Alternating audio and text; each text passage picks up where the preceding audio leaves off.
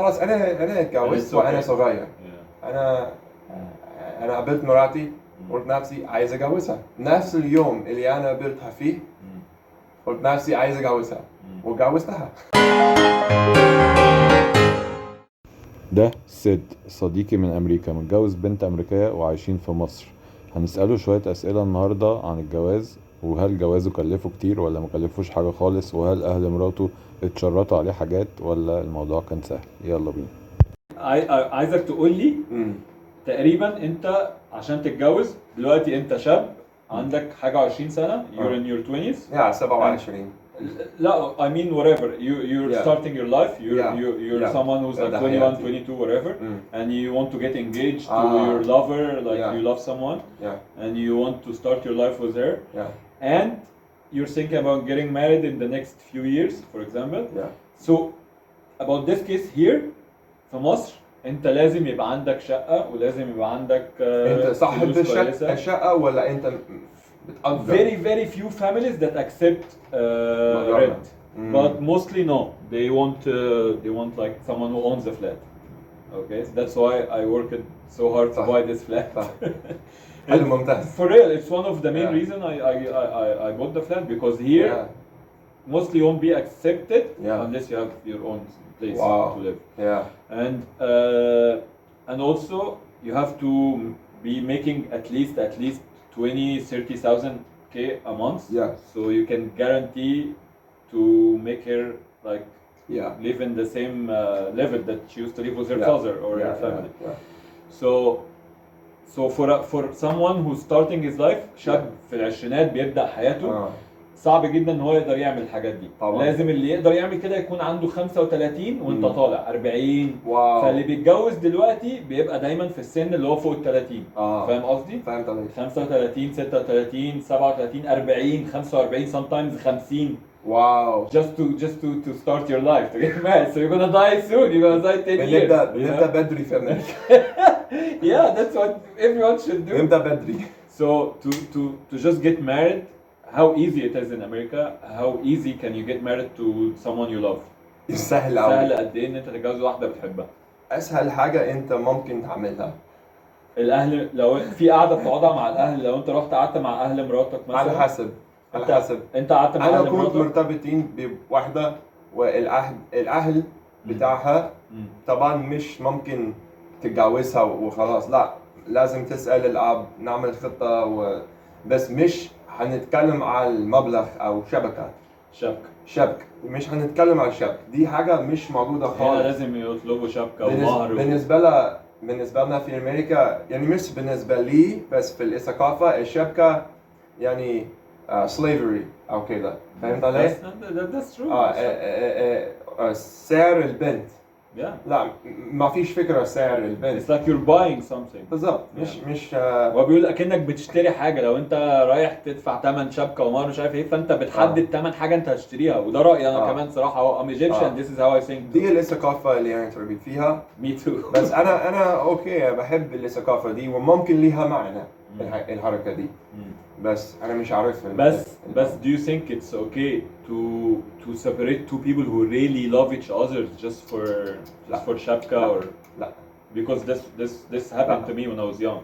لا. ده حصل لي وانا صغير، ان انا كان في حد بنحب بعض احنا اتنين وفرقونا بسبب حاجات اقتصادية، just economic stuff. في أمريكا لا أنت قابلت واحدة وهي عجبتك، ممكن تتجوزها في اليوم ده، في نفس اليوم ما قابلت. بصراحة حصل. ايوه. وأنا قابلت مراتي، هي عجبتني. And then you can make the celebration later and like. بعدين نظبط. ممكن تعمل فرح بعدها بقى بشوية بعد ما تقعدوا وتحبوا في بعض شوية وتتجوزوا. أو في كمان ناس عايشين مع بعض غير الجواز. girlfriend and boyfriend. بالنسبة لنا يعني مش بالنسبة لي أنا صراحة it's also became common here to have a boyfriend and girlfriend living together. After this economy people don't want to get married anymore. المشكلة في أمريكا مش الإيكونومي. المشكلة في أمريكا العهد يعني كلام مرعب بالنسبة للأمريكيين. مش I don't want to promise you. Yes. مش عايز اعمل معاك عهد. اوعدك بحاجه. مش عايز اوعدك بحاجه. لا ممكن اعيش معاكي لحد ما انت ما بقيتش عجبتني فاهمني. بعدين انسى.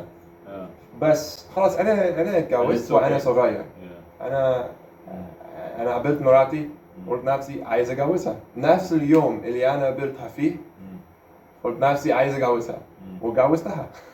مش في نفس اليوم بس كمان سنة. بس in America if the girl got divorced she take half of your money. يعني على حسب التفاصيل في الورقة. Okay. So it depends. Yeah, it depends. مش دايما. ها؟ في أولاد أحيانا أكتر. لو في أولاد. هنا لو في أولاد تقدر تطردك. She can fire you from your own place. If you have children, she can fire you just like that. She can get the police, fire you from your own place. At the time, I saw someone who was making food at his place, and he just got fired before finishing his food. Really? Yeah, because he got married. That's the only wrong thing he done in his life that he got married. في ناس ممكن تقول ان بره عشان حوار ان هي بتاخد نص ثروته لما بيطلعوا بتاع. بس هو الموضوع مش كده. الموضوع مش على الفلوس. الناس ما بتتجوزش بره عشان فلوس. هنا احنا بنتجوز عشان فلوس. So you think here people mostly choose who they gonna marry for money, not for love, you know. And that's something new.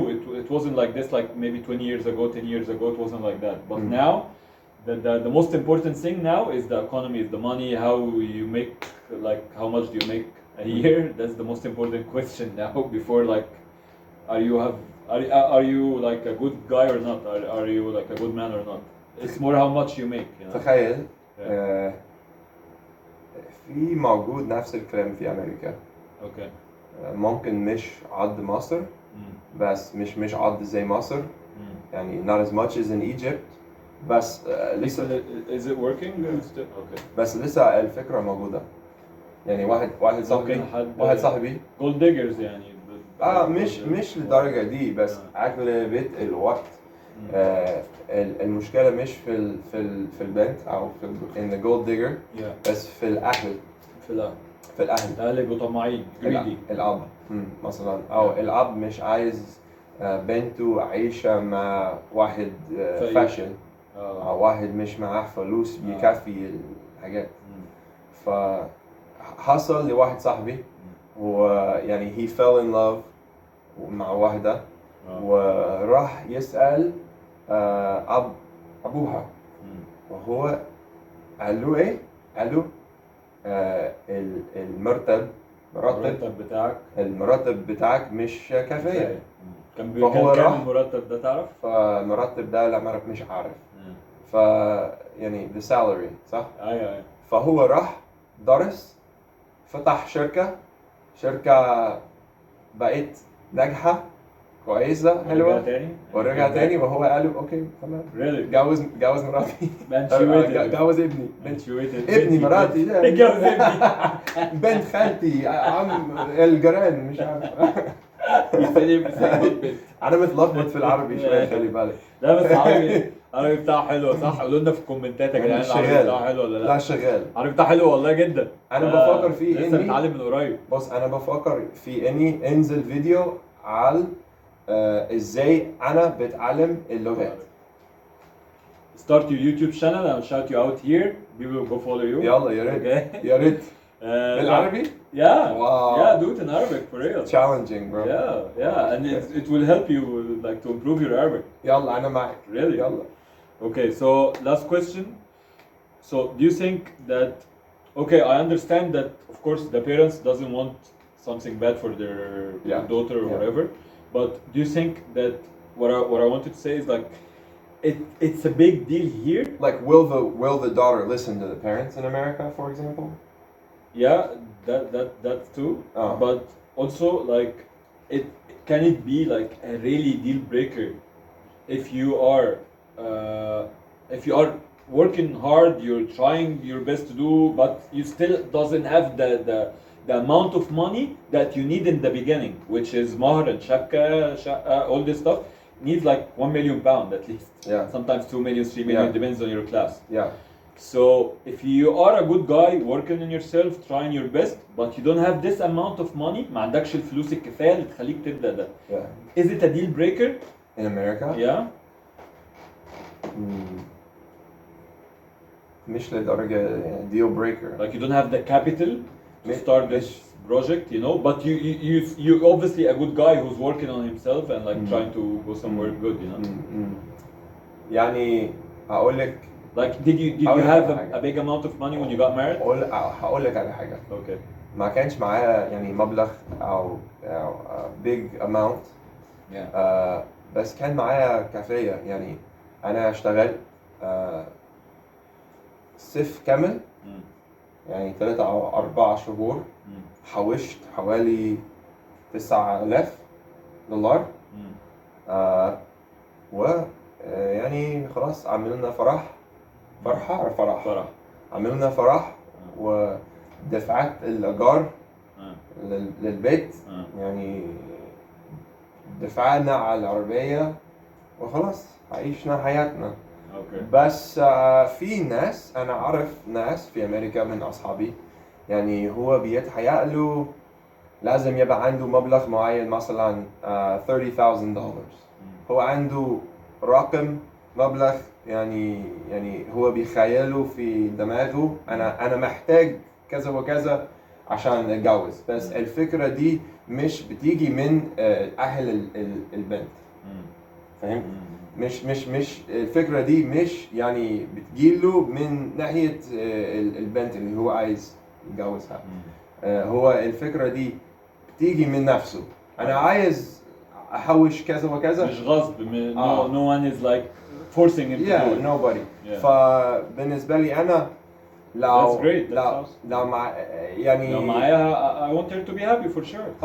يعني بصراحة في كتير حاجات مفهومة غلطة في أمريكا. مثلا هتقابل ناس من طبق معين ومعاهم ثقافة شبه مصر وهتقابل ناس من طبق تاني وهم بيمشوا على نظام تاني خالص. So for my يعني ليا شخصيا أنا قلت نفسي عايز أتجوزها وأنا سألت باباها وهو قال لي أوكي تمام. هو ما سألش عن الفلوس ما سألنيش عن الشغل اللي أنا بشتغل فيه ما سألنيش حاجة. هو قال لي سألك عن إيه؟ أوكي هو قال لي إيه؟ قال لي سألك عن إيه؟ What was his first priority? هقول لك اللي هو قاله. هو قال لي مرات هو قال لي بنتي بتحبك فده دليل إنك كويس شخص كويس ولذيذ. فأوكي ممكن تتجوزها. That's actually smart. يا حلو. Because you are a good guy. حبيبي أنت أهلا.